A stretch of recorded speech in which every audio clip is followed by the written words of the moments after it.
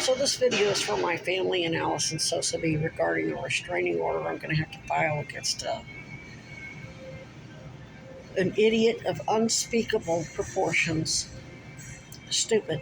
Like Dad said, stupid is dangerous and you can't fix stupid. His name's Bill Kanear. I know his name because he showed his ass with a couple of police. They put on some stupid kabuki theater down at downtown Transit Center where they had a bus driver, and the bus driver was in on it too. They had the bus driver take his bicycle down this long flight of stairs. Bus drivers, they're too fucking lazy. They get $30 an hour. If they have a problem with you, they call police or they no trespass you. They don't haul a fucking big mountain bike down an entire flight of stairs into their break room or wherever it was and confiscates. It was just a big fucking shit show. And then there's cops there and he's acting like, he's recording the police, and it was just, let's just say there were several people on that platform of all races and colors, and none of us bothered to film it, and we were all watching it like, what's really going on? That's how fake and phony it was. And they did that to make it look like he didn't work for them, like he was a victim. They were playing on my sympathies, and it didn't work well. So they had him embedded at Champlain Inn, taking a bed from a real homeless person that should have had that bed. And Kevin Pounds, who was in on it because a new place is apparently contracted with the city of Burlington, and Kuzi, who let that go on, is like what really makes me suspicious of Kuzi in the first place. Like, how did you not know these people were corrupt? It's so fucking obvious. He was in line behind me, and Kevin Pounds didn't realize that I was over because we all had to wear a mask, and he goes, Bill the Thrill Kanear. He thought that shit was funny. He was like laughing at him because of the stupid shit that they pulled down at the police station, like it was a joke. And that's the only reason why I know his name. So I know Kuzi knows who he is because when I filmed him one day at the bus station, and he kept looking back to see what I was doing. And that showed consciousness of guilt. And the DOJ guy that works there, I showed him the video, and he said, yeah, that's exactly what that is. He watched the video on my phone. And I said, why don't you try to get him to follow me to Kuzi, and he wouldn't. Anyway, when I walked into Kuzi, I said, this guy's threatening me on behalf of Weinberger, and I don't remember who all I said. She said, Bill, Wild Bill, which I think she meant to say Bill the Thrill, because that's how I always referred to him on my social media posts.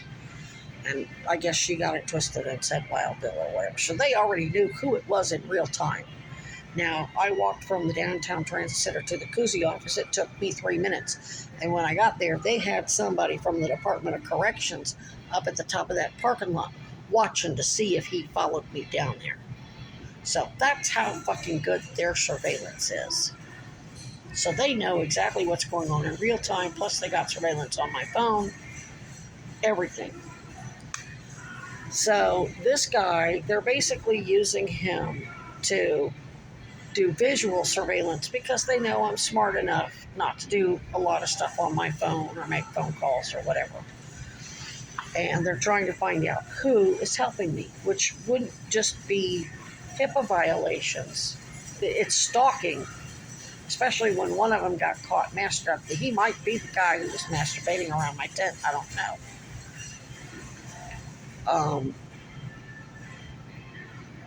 But they're basically trying to identify who's keeping me alive in AA, which is a violation of AA anonymity, and who my guardian angels are, who the special military operators are that are my protective detail.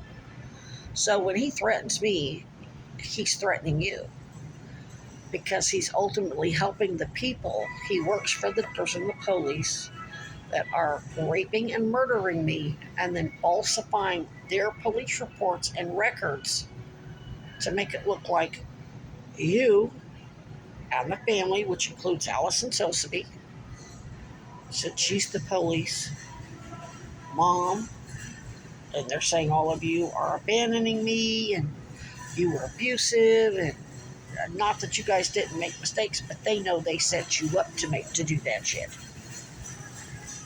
And I'm not going to get into all that because I ain't got enough time. My memory, I'm not going into all that. But their MO is to divide and conquer.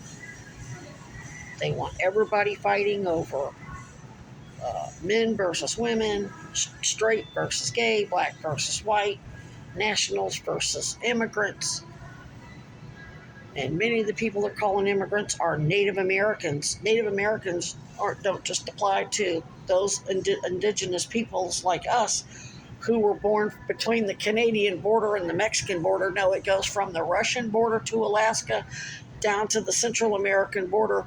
Puerto Ricans are Native Americans. Mexicans are Native Americans. They were forced to, but their territory, the Mexican territory in Cuba and Puerto Rico, was taken over, colonized by the Spanish instead of the white English. So they weren't forced to speak English and assimilate with either. Of course, it was Catholic schools that the Catholic ran those horrible schools that abused Grandpa Moore. But anyway, they were forced into Catholicism and to speak Spanish. But they're still indigenous to this continent, so they're not really the immigrants. It's just nobody's illegal on stolen land anyway. So basically, they're the same chicken shit pieces of shit they always were. They're not going to stand toe to toe with you and threaten you to your face. Now, Mom and I, everywhere we went, we had cops in actual badges, plainclothes cops. So that means they were probably detectives.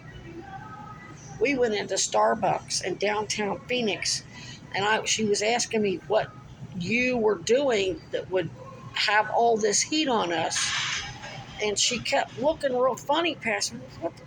Why is she saying this weird stuff? And I just let it go, and finally when we got up and left, I could see that in the booth right behind me were two fucking cops with their badges on their fucking thing. We couldn't go anywhere. We went to the library. Fuck, we were surrounded there too. So they'll fuck with women, but they won't fuck with a man the way they fuck with us. And then put it all off on you. And I told him, just for the record, I let him